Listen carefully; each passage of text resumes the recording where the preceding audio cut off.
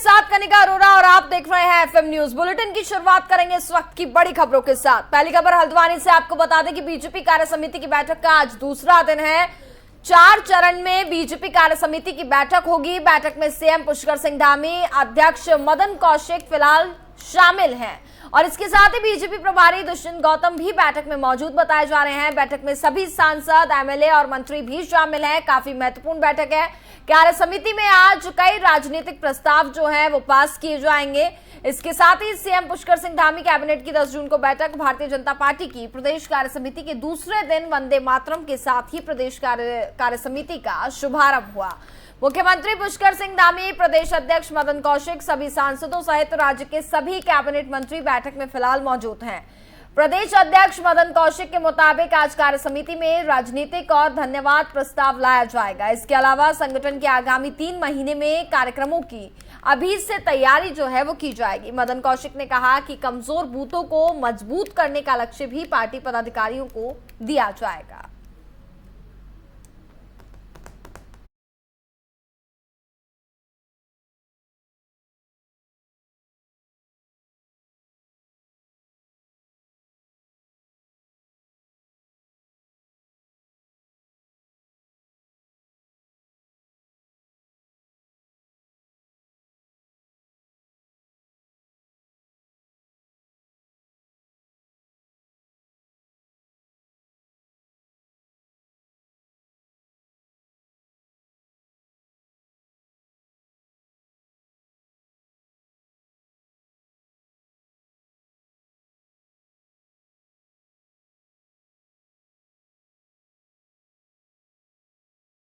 कार्य समिति की बैठक का आज दूसरा दिन है। काफी महत्वपूर्ण ये बैठक है। 4 चरण में बताया जा रहा है कि बीजेपी कार्य समिति की बैठक होनी है। बैठक में सीएम पुष्कर सिंह धामी, प्रदेश अध्यक्ष मदन कौशिक भी शामिल है। बीजेपी प्रभारी दुष्यंत गौतम भी बैठक में फिलहाल मौजूद हैं और बैठक के सभी सांसद, एमएलए और मंत्री भी इस बैठक में शामिल हैं। कार्य समिति में आज बताया जा रहा है कि राजनीतिक प्रस्ताव लाया जाएगा। इसके साथ ही कई और फैसलों पर भी मुहर आज लग सकती है। कैबिनेट की 10 जून को बैठक। भारतीय जनता पार्टी की प्रदेश कार्य समिति के दूसरे दिन वंदे मातरम के साथ ही प्रदेश कार्य समिति का शुभारंभ हुआ। मुख्यमंत्री पुष्कर सिंह धामी, प्रदेश अध्यक्ष मदन कौशिक, सभी सांसदों सहित राज्य के सभी कैबिनेट मंत्री बैठक में फिलहाल मौजूद हैं। प्रदेश अध्यक्ष मदन कौशिक के मुताबिक आज कार्य समिति में राजनीतिक और धन्यवाद प्रस्ताव भी लाया जाएगा। इसके अलावा संगठन के आगामी 3 महीने के कार्यक्रमों की अभी से तैयारी की जाएगी। मदन कौशिक ने कहा कि कमजोर बूथों को मजबूत करने का लक्ष्य भी पार्टी पदाधिकारियों द्वारा लिया गया है।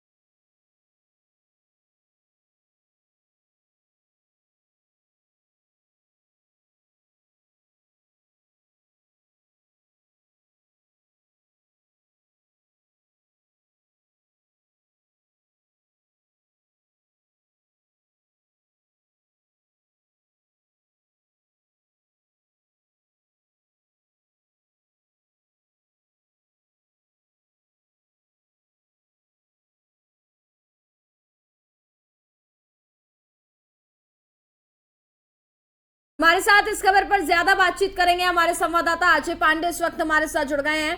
अजय, बीजेपी कार्य समिति के बैठक का आज दूसरा दिन है और बैठक फिलहाल जारी है। कितनी महत्वपूर्ण बैठक है? बताया जा रहा है कि कई प्रस्ताव जो है उन पर मुहर भी लग सकती है आज। देखिए, उत्तराखंड बीजेपी के लिहाज से आज काफी महत्वपूर्ण जो बैठक है, बीजेपी की प्रदेश कार्य समिति की बैठक आयोजित की जा रही है और 2 दिनों तक इस बैठक का समय निर्धारित किया गया था। आज दूसरा दिन है और दूसरे दिन 4 बजे तक ये बैठक लगातार जारी रहेगी और पार्टी के जितने वरिष्ठ नेता हैं, सभी नेता इस बैठक में शामिल हैं। कुल मिलाकर के इस बैठक के दौरान 300 पदाधिकारी शामिल हो रहे हैं, अपने अपने वो विचार रख रहे हैं और कई दौर की जो बैठकों का जो दौर होता है वो चल रहा है, क्योंकि कई कमेटियां हैं, कई समितियां बनाई गई हैं। उन सारी समितियों की ओर से बताया जा रहा है कि किस तरह से उत्तराखंड में बीजेपी को और ज्यादा मजबूत किया जाए और खास तौर पर बूथ स्तर पर जो मजबूत करने की पार्टी की नीति है उस पर किस तरह की दिशा में काम किया गया है। जिन सीटों पर बीजेपी की हार हुई है उन सीटों पर क्या स्थिति रहेगी आने वाले दिनों में, उसको लेकर के भी चर्चा की जा रही है और वहाँ के जो पदाधिकारी हैं, वहाँ के जो कार्यकर्ता हैं, उनको कौन कौन सी ऐसी जिम्मेदारी दी जाए ताकि आने वाले दिनों में वहाँ पर भी बीजेपी पूरी तरह से मजबूत रहे और पूरे उत्तराखंड में पार्टी की जो नीतियां हैं वो कैसे जन जन तक पहुँचाया जाए। इसके साथ साथ केंद्र सरकार के कार्यकाल को लेकर के केंद्र सरकार ने अपने 8 साल के कार्यकाल के दौरान तमाम विकास कार्य किए हैं, उन विकास कार्यों को, उन महत्वपूर्ण निर्णयों को आम जनता तक कैसे पहुंचाया जाए, जिस निर्णयों से, जिन कार्यों से सीधे सीधे आम जनता को फायदा हो रहा है, तो उनको कैसे बताया जाए, इस पर भी यहाँ पर चर्चा हुई है। इसी तरह से प्रदेश सरकार की ओर से कौन कौन सी कार्य योजना है जो आगामी दिनों में उत्तराखंड के विकास को लेकर के लागू की जाएगी और कौन कौन सी ऐसी योजनाएं जो चल रही है जिसका सीधे तौर पर जनता को लाभ हो रहा है, यानी कि अपने उपलब्धियों को जनता तक कैसे पहुंचाया जाए, इस पर विशेष तौर पर फोकस रखा गया है। इसी के साथ साथ चूंकि प्रदेश में मंत्रिमंडल के पद खाली हैं तो उन पदों को कैसे भरा जाए, कौन कौन से वरिष्ठ नेता हैं जिनको ये जिम्मेदारी सौंपी जा सकती है। इसी तरह से दर्जाधारी मंत्री बनाए जाने हैं, 107 करीब पद ऐसे हैं जहां पर दर्जाधारी मंत्री बनाए जा सकते हैं, तो उनको लेकर के भी समीकरण बिठाया जा रहा है, उस पर भी चर्चा हो रही है कि किन किन नेताओं को एक बड़ी जिम्मेदारी सौंपी जाए। क्योंकि उत्तराखंड में भारी भरकम बहुमत के साथ जनता ने बीजेपी की सरकार बनाई है और क्योंकि जनता की जो उम्मीदें हैं वो काफी बढ़ी हुई हैं, लगातार दूसरी बार किसी पार्टी की उत्तराखंड में सरकार बनी है, तो ऐसे में बीजेपी के नेताओं की ये कोशिश है कि ज्यादा से ज्यादा उपलब्धियां जनता तक पहुंचे, जनता को सीधे तौर पर उन विषयों से लाभ हो, उन बिंदुओं पर लाभ हो, उस पर सरकार की ओर से विशेष तौर पर फोकस रखा जाए। इसके साथ साथ जब किसी पार्टी की सरकार रहती है प्रदेश में तो उस पार्टी के जो कार्यकर्ता हैं उनको भी काफी उम्मीदें सरकार से होती है, तो कार्यकर्ताओं के बीच में और सरकार के बीच में कहीं किसी बात को लेकर के गतिरोध ना हो, उन गतिरोधों को कैसे दूर किया जाए, आपस में समन्वय कैसे बनाया जाए, सरकार और संगठन के बीच में कैसे तालमेल बिठा करके चला जाए, ये तमाम ऐसे विषय हैं जिनको लेकर के चर्चा की जा रही है। और खास तौर पर जितने वरिष्ठ नेता हैं इस बैठक में शामिल हुए हैं वो अपने अपने विचार रख रहे हैं, अपने अनुभवों को साझा कर रहे हैं और जो कार्य समिति की एक कार्य पद्धति होती है, कार्य समिति की जो बैठक होती है, उस बैठक में किस तरह की रूपरेखा बनाई जाएगी, कौन कौन से नेताओं को क्या जिम्मेदारी दी जाए। खास तौर पर हम बात करें अगर तो एक एक विधायक को कम से कम 25 ऐसे क्षेत्र दिए जा रहे हैं जहां पर वो विशेष तौर पर फोकस रखेंगे, वहां के विकास को लेकर के बात करेंगे और उनकी जो समस्याएं हैं उनके समाधान के लिए बात करेंगे। प्रदेश अध्यक्ष ने तो पहले भी तमाम जिम्मेदारियां हालांकि अजय जी, अगर ग्रामीण इलाकों की हम बात करें तो ग्रामीण इलाकों में अगर हम विकास के मुद्दे को लेकर के बात करें, अभी भी कई क्षेत्र ऐसे हैं जहां पर विकास नहीं है, तमाम परेशानियां हैं जिसकी वजह से ग्रामीण जूझते हुए नजर आ रहे हैं। उन क्षेत्रों में अब क्या कुछ बदलाव किया जाएगा? बैठकों का दौर चूंकि लगातार जारी रहता है, कई निर्णय ले लिए जाते हैं, लेकिन जमीनी स्तर पर उसका कितना काम होगा? या बिल्कुल, देखिए, कार्य समिति की बैठकों में आगे के समय के लिए रूपरेखा तय की जाएगी और इस कार्य समिति की बैठक में अगले 3 से 4 महीने तक के लिए फोकस रखा जा रहा है कि कौन कौन सी ऐसी योजनाएं हैं जिनको जनता तक पहुंचाया जाए। सरकार की ओर से तमाम घोषणाएं जरूर की जाती है, जैसे कि अभी आपने सवाल किया, तमाम ऐसी बातें कही जाती है कि इस पर अमल किया जाएगा, लेकिन वो फाइलों में दब करके रह जाती है, तो उन बातों को कैसे पहुंचाया जाए। मुख्यमंत्री तमाम ऐसी घोषणाएं करते हैं, हालांकि वो अपने अपने स्तर से समय समय पर मॉनिटरिंग जरूर करते हैं, सचिवालय में अधिकारियों को भी ये जिम्मेदारी दी गई है, लेकिन इसके साथ साथ प्रदेश संगठन के नेताओं को भी ये जिम्मेदारी दी जा रही है कि जिस क्षेत्र में मुख्यमंत्री जाएंगे वहां पर जो घोषणाएं करते हैं उन घोषणाओं को कैसे अमली जामा पहनाया जाए और सरकार की ओर से या प्रशासन की ओर से आगे क्या कार्रवाई की गई है, कौन से ऐसे विषय छूट गए हैं, कौन कौन सी ऐसी घोषणाएं हैं जिन पर त्वरित गति से काम किया जाना है, तो वो उनको समय से याद दिलाएंगे और उस पर वो काम करेंगे ताकि जो जनता की उम्मीदें हैं सरकार से वो उम्मीदें बरकरार रहे। जनता के सामने सरकार की ओर से जो घोषणाएं की जाती है, जो बातें कही जाती है, उन बातों को जल्द से जल्द कैसे पूरा किया जाए और क्षेत्रीय जो जन समस्याओं का विषय है खासतौर पर ग्रामीण क्षेत्रों की बिल्कुल अजय जी, देखना होगा बैठक में क्या कुछ फैसले लिए जाते हैं और कितना बदलाव जो है वो हमें आने वाले समय में देखने को मिलेगा। बिल्कुल अजय जी, बहुत बहुत शुक्रिया आपका तमाम जानकारी के लिए।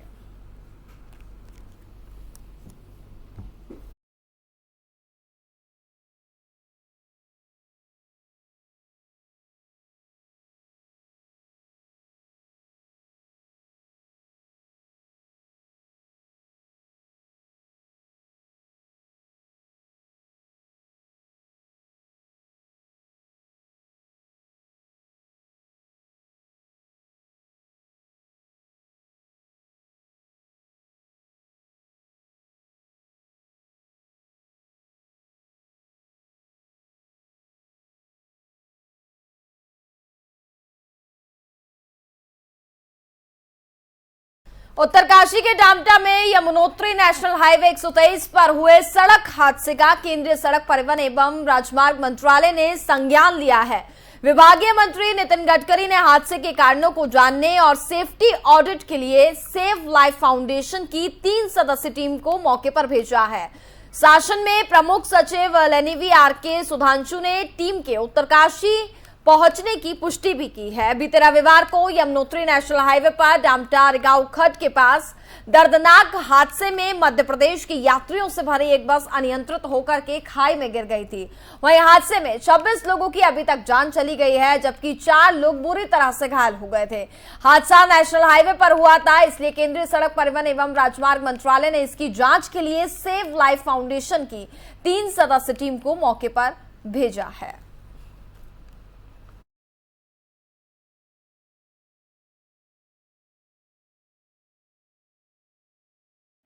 मुख्यमंत्री पुष्कर सिंह धामी ने सोशल मीडिया के जरिए जनता से व्यायाम करने की अपील की है। उन्होंने कहा कि सभी लोग स्वस्थ और निरोगी रहें, इसके लिए व्यायाम बेहद जरूरी है। सीएम पुष्कर सिंह धामी ने यह भी कहा कि जिस प्रकार संतुलित आहार से शरीर को पोषण मिलता है, उसी प्रकार व्यायाम से भी शरीर दीर्घ समय तक हष्ट-पुष्ट एवं निरोगी भी रहता है। सीएम पुष्कर सिंह धामी का यह भी कहना है कि मेरी आप सभी से यह अपील है कि नियमित व्यायाम करें और जीवन में एक नई ऊर्जा के साथ निरंतर प्रगति के पथ पर अग्रसर रहें। तो तस्वीरों में आप देख सकते हैं कि सीएम पुष्कर सिंह धामी अपने फिटनेस को लेकर के काफी ज्यादा सक्रिय नजर आ रहे हैं। साथ ही उन्होंने लोगों से भी ये अपील की है कि अगर स्वस्थ रहना है तो व्यायाम बेहद जरूरी है और आप सभी लोगों को व्यायाम करना चाहिए।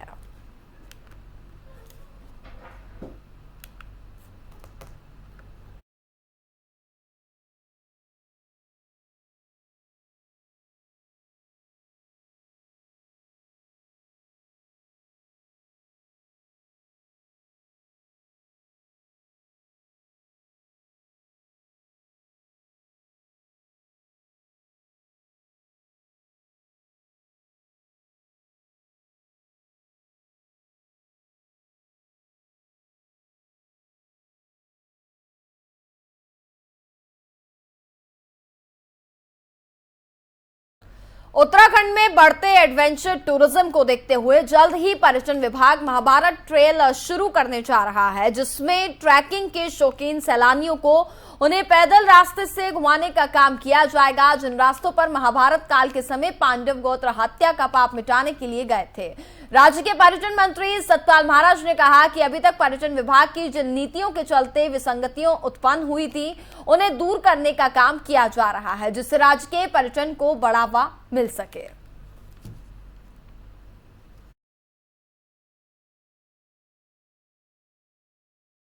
इसके लिए हम लोग कर रहे हैं क्योंकि लोगों ने रुचि जाहिर की है और पर्वतारोहण के लिए लोग काफ़ी रुचि दिखा रहे हैं, तो निश्चित रूप में इसको हम करेंगे और इसमें इसकी सारी जो विसंगतियां हैं वो दूर करेंगे और इसमें और प्रोत्साहन दिया जाएगा।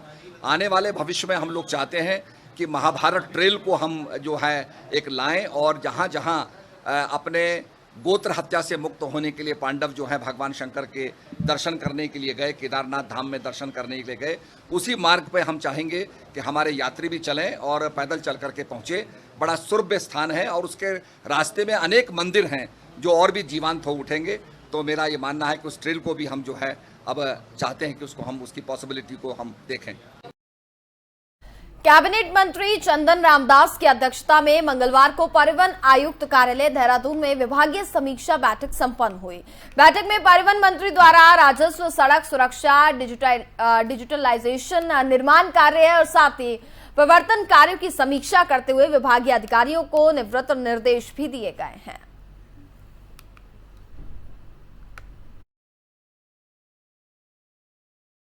परिवहन विभाग और परिवहन निगम दोनों विभागों की अलग अलग ढंग से अलग अलग समय पर मैंने आज समीक्षा बैठक की है और परिवहन विभाग ने मुझे जो अपनी समीक्षा बैठक में अवगत कराया कि हमारे परिवहन की जो आय है वो पिछले वर्षों से बढ़ी हुई है। मैंने ये निर्देश दिए हैं कि आय बढ़ना सुखद विषय है, परंतु जिनसे हम टैक्सेज ले रहे हैं, जिनसे हम कई प्रकार के जो हम चाहे गाड़ी का हम किसी प्रकार का रजिस्ट्रेशन का पैसा लेते हैं, सेस का पैसा लेते हैं, उपकर लेते हैं, कई प्रकार के हम टैक्सेस लेते हैं, उन्हीं पैसेंजर्स को, उन्हीं गाड़ी वाहन स्वामियों को भी हमको सुविधा प्रदान करनी पड़ेगी। परिवहन विभाग आगामी 14 जून से 20 जून तक उत्तराखंड विधानसभा का बजट सत्र आहूत किया जाएगा। वहीं वित्त मंत्री प्रेमचंद अग्रवाल उन्होंने कहा कि बजट समावेशी बजट हो और प्रदेश को विकास की दिशा में आगे बढ़ाया जाए, इस पर विशेष फोकस भी रखा गया है। वित्त मंत्री ने कहा कि गढ़वाल और कुमाऊं दोनों मंडलों में स्टेक होल्डर्स के साथ ही बजट को लेकर के बैठक भी की गई है। इसके साथ ही इस चर्चा के दौरान उनके तमाम विचार भी लिए गए जिसे बजट में शामिल किया जा रहा है। उन्होंने कहा कि इस बजट में प्रदेश का विकास कैसे हो, पलायन कैसे रोका जाए, रोजगार को कैसे बढ़ावा दिया जाए, इसके साथ ही साथ कई विभिन्न पहलुओं को भी शामिल किया जा रहा है जिससे सीधे आम जनता को इसका लाभ पहुंच सके।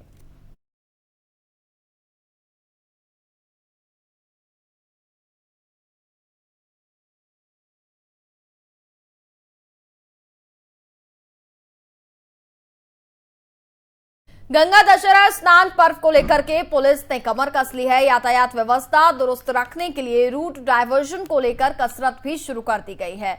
9 जून से लेकर के 11 जून तक जिले में भारी वाहनों के लिए नो एंट्री कर दी जाएगी। इस साल 9 जून को गंगा दशहरा स्नान पर्व है, अगले दिन निर्जला एकादशी भी है। इन दोनों स्नान पर्वों के साथ ही वीकेंड पर शनिवार और रविवार को भारी भीड़ उमड़ती हुई देखी जाती है, इसलिए पुलिस ने तैयारियां पूरी कर ली है। वरिष्ठ पुलिस अधीक्षक डॉक्टर योगेंद्र सिंह रावत ने पहले से ही अधीनस्थों के साथ साथ मीटिंग कर रणनीति बनाई और आवश्यक निर्देश भी दिए। एसएसपी ने यह भी बताया कि 8 जून को पुलिस मेला क्षेत्र में ड्यूटी पर तैनात कर दी जाएगी।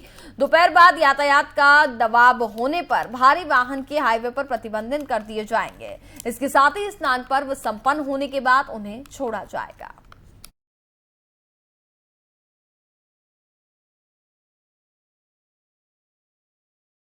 पाकिस्तान से उत्तराखंड पहुंच रही गर्म हवाओं से उत्तराखंड तप रहा है। मंगलवार को हरिद्वार प्रदेश में सबसे गर्म रहा है, जहां 42.5 डिग्री तापमान रिकॉर्ड किया गया है। वहीं राजधानी देहरादून में पारा 40.2 डिग्री तक पहुंच गया है। इसके साथ ही गर्मी से पहाड़ों की रानी मसूरी भी तपने लगी है। यहां अधिकतम तापमान 27.2 डिग्री रहा। दिन के तापमान में बढ़ोतरी के चलते माल रोड और अन्य पर्यटक स्थलों में कम संख्या में पर्यटक घूमते हुए नजर आए। मौसम विभाग के मुताबिक अगले 24 घंटे में मैदान से लेकर के पहाड़ तक जबरदस्त गर्मी रहेगी। इसके लिए येलो अलर्ट भी जारी किया गया है। इसके साथ ही कुछ दिनों तक राजधानी देहरादून के साथ ही मैदान से लेकर के पहाड़ तक गर्म हवाएं चलने की संभावना भी जताई जा रही है।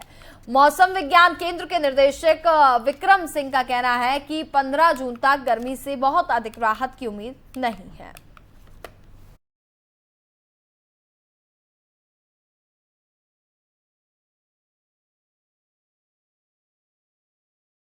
और इसी के साथ फिलहाल इस बुलेटिन में बस इतना ही। देखते रहिए एफएम न्यूज। नमस्कार।